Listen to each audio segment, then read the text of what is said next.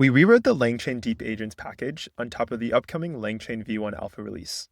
In this video, I'm going to take you through a deep dive on the changes that we made and how this updated version of deepagents is even more extensible. Now, before I get into the code itself, let's do a quick recap on what deepagents are. I like to think of deepagents as simple tool calling loops, with a few specific baked-in tools and behaviors out of the box. Specifically, these are a planning tool with a to-do list, a file system to offload context and to later read from, the ability to spawn subagents for isolated tasks, and a very detailed system prompt. These tools have been shown to be very helpful in products like Manus and Claude Code, and our goal with this deepagents package is to make it really easy for developers like you to build powerful agents. Let's dive into the code. Cool. Let's take a look at how we can use deepagents. We have in our repo a create deepagent function. This is the pre-built function that you'll use to create deepagents. Here, we can see a few of the parameters that you might want to pass in. Of course, you pass in a few tools for your agent. You can also pass in custom instructions, and you can also pass in these subagents that your deepagent can then call and hand off work to. Let's go ahead and take a closer look at how our deepagents are created. The function that I really want to focus on here is our agent builder. Let's walk through in detail how this agent builder function works. The first parameter that we really want to think about is the model. By default, we're going to use Sonnet 4, but you can pass in any model here that you want to use. This iteration of deepagents is built on LangChain v1, and LangChain v1 introduces a new central concept to agent building called middleware. We just released a nice long blog and video that goes deep into how middleware works, and I'd highly recommend checking that out if you want to get the full picture of what you can do with middleware. As a quick overview, middleware has the ability to modify a simple React agent, and we'll see how in a second. The first important thing to note is that middleware is a stackable abstraction. By that, I mean that you can define as many middleware as you want, and apply these to create agent, which is exactly what we're doing here. Like I mentioned before, there are a few different pillars to what makes an agent a deep agent. The first is that the agent has the ability to create and follow a plan. The second is that the agent has access to a file system. And the third is the ability to spawn subagents for siloed, isolated tasks. What we've done here is we've written a custom middleware for each of these three pieces of functionality. Let's walk through each of these in detail to see how it works. Clicking into our planning middleware, we can see that it's pretty short, but it does a lot of things. The first thing that it does is it extends the state schema for our agent, and this is a really important thing to remember. Middleware is used now to extend the state schema for our agents, and looking at the planning state, we can see that just like before, it adds this to-do list. In addition to extending the state schema, middleware can also extend the number of tools and which tools your React agent can use. In this case for planning, we only need a single tool, the ability to write to that to-do list, or more specifically, to write to that to-do key that we just added to our state schema. And so our write to-dos tool does exactly this. It allows us to update our state to-dos with the to-dos that the model creates. The last thing that we do here is pretty important as well. We override this modify model request function, and we append to the end of the system prompt a custom prompt that we've written with instructions on how the agent should use the write to-dos tool. This is crucial. Just extending the schema and just giving the model a tool without any instructions isn't as effective. Here, we have the system prompt that really dives into how you can use the write to-dos tool, and this is provided to the agent as part of this middleware. Now let's take a look at our file system middleware. Just like above, the file system middleware inherits from agent middleware, and that again allows it to extend our state schema with the file system state. This state consists of a single files key, which is just a dictionary. The difference, though, is that there are a lot of ways for our agent to interact with these files, as opposed to just one tool like before.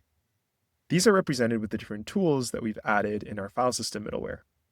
We can list out the files, we can read a particular file into the context, we can write new files to store information, and we can also edit existing files to update the information in them.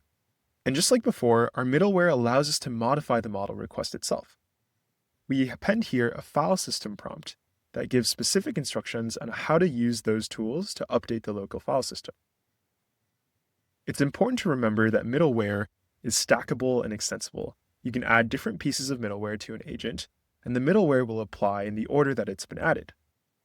And so what this means for us is that our system prompt will first be extended with our planning instructions, and then our file system instructions, and then our subagent instructions. Let's take a closer look at our subagent middleware now. This one's a little bit more complex, and we can see that it actually takes in a few parameters. Specifically, it takes in a list of default subagent tools, which gets passed to a default subagent that we create, and this also takes in a list of specifically defined subagents. In this middleware, what we do is we create a task tool, and we bind that tool to our agent to call. This task tool comes with a task system prompt as well, with additional information on how to call the task tool and exactly when the main agent should choose to spawn subagents. Now let's take a closer look into exactly how we define these subagents with this middleware. In the create task tool, we do a few things. First, we build our comprehensive list of subagents. Then we define the actual tool which gets passed back to our model. The interesting part here, in my opinion, is how we actually define those subagents. So let's take a closer look at the getAgents function. We can see here that we also use this concept of middleware in our subagents. Every subagent that is created in a deep agent gets some default middleware, which includes planning, file system, and also summarization. We haven't explicitly talked about summarization yet, but what it does is if the context window increases past a certain amount of tokens, we automatically compact our conversation history by summarizing, and still keep some number of messages that allow us to see what happened recently. Now we build our subagents.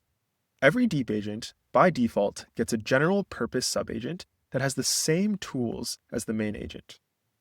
Now, in my experience, there are two main reasons why we want to create subagents in the first place. One of those reasons is to isolate context, and this is what the general purpose subagent is really useful for. Like I said, it gets the same tools as the main agent, but it can be given a single narrow isolated task to complete. And when it completes this task, it can then return a comprehensive response back to the main agent that fully answers the question, but without any of the fluff from intermediate tool calls or interrupts or other wasteful context. This helps us save a lot of tokens and time in the long run. Now, the second reason I usually create subagents is when I want to give a subagent a focused domain of tasks to be really good at. This usually means a custom narrow prompt with a specific subset of tools geared to that specific task. These subagents are created from the list that's passed into create deep agent. Let's go ahead and take a closer look at these types. There are two ways to specify this domain-specific subagent. One, we can create a tool calling subagent from scratch. This subagent gets a custom prompt. It also gets a list of tools that the subagent can use. And note that this list of tools can be completely different from the tools that the main agent has access to. You can also specify a custom model for this subagent. And just like I mentioned before, our subagents also get middleware. You can specify whatever pre-built or custom middleware that you want to extend the state or give more tools to a subagent. You can also create custom subagents that are more flexible. One piece of feedback that we got on deep agents originally is that a lot of people had already created LangGraph graphs, and they wanted to expose these graphs to their main agent as subagents. You can do this by passing in that runnable graph directly into a custom subagent. And so to summarize, what our subagent middleware does is it builds a list of these subagents, and it exposes these subagents through the task tool, so that whenever your main agent decides that a task needs to be kicked off, it invokes the task tool, specifies which subagent it wants to call, and passes any relevant information to that subagent. Then your subagent will go off, complete the task, and then return a comprehensive response to the agent without any of that intermediate fluff. Cool. Stepping back to our agent builder, that's the bulk of deep agents. We just talked through each of those three different pillars, which are now implemented through the middleware abstraction. The beauty here is that we also expose each of these pieces of middleware independently. Let's say you've built an agent and you're pretty sure that for whatever reason it doesn't require a file system, but you do think it could really benefit from some planning. What you could do is you could import the planning middleware directly from our package and add just this middleware to your agent. We found that all three of these middlewares are pretty useful, but there are definitely cases where you may only need a subset of the functionality. Our default deep agent also comes with the summarization middleware, which protects us when the context window gets too long and allows us to compact the existing conversation. Now, there are a few more concepts which I think are interesting to cover, and one of the more interesting ones is this human-in-the-loop middleware. A lot of mission-critical agents, by definition, have to call mission-critical tools, and sometimes you might want to pause the agent and allow a human to review a prospective tool call. You can do this easily with the human-in-the-loop middleware. Deepagents takes a tool configs parameter which we pass to this middleware. Any tools specified in this dictionary will get interrupted before they're executed. The config then specifies what actions a human can take on this tool call.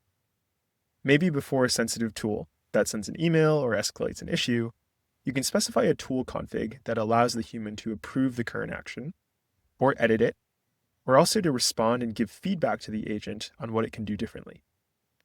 This functionality with human in the loop is now built directly into deepagents using middleware. Final thing that I want to call out here is that you can add your own custom middleware to a deepagent. We have some pre-built things that we think are generally useful for most agents, but your use case is your use case. You might need more state keys, you might need certain tools, you might need other modifications before or after the model gets called. And you can add all of these by extending the deepagent with your own middleware.